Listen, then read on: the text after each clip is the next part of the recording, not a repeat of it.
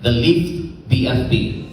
This initiative, our very own regional director, is envisioned to provide adequate legal representation to our fellow firefighters who will be subjected to service-related cases with the help of our private legal practitioners, our BFP legal partners, or the BLPs. An advocacy that is first of its kind in the entire Bureau of Fire Protection, if not in the entire military and uniform agencies.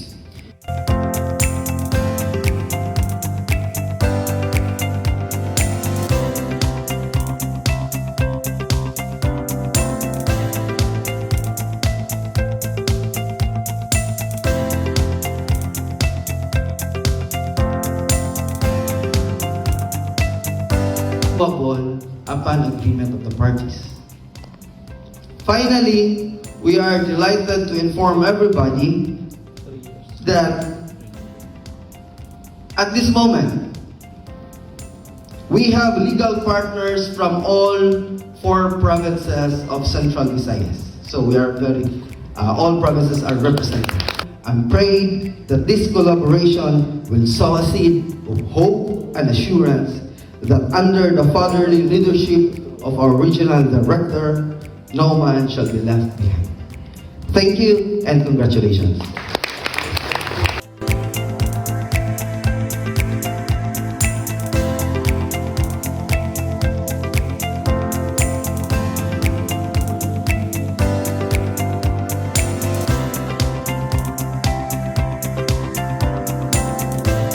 We already have 21 private lawyers, trial lawyers, who acceded to the call. Now, of the 21, as mentioned by Sir Flyder, all provinces are represented, duly represented. We have 1 from Siquijor, 1 from Bohol, 3 from Negros Oriental, 8 from Metro Cebu, 4 from Cebu North, 4 from Cebu South.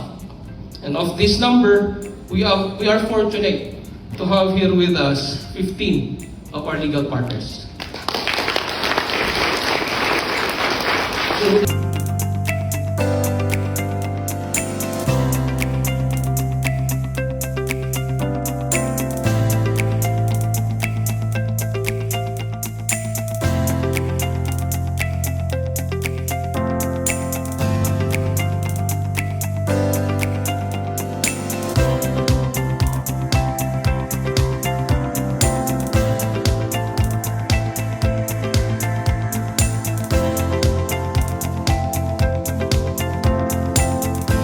As lawyers, of course, we are called to serve justice.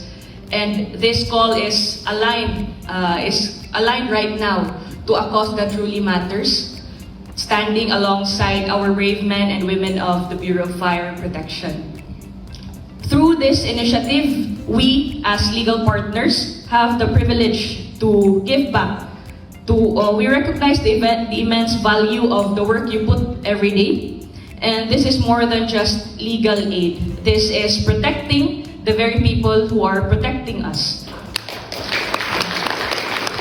As we launch this program today, I want us to remember that this partnership is rooted from mutual respect and shared responsibility.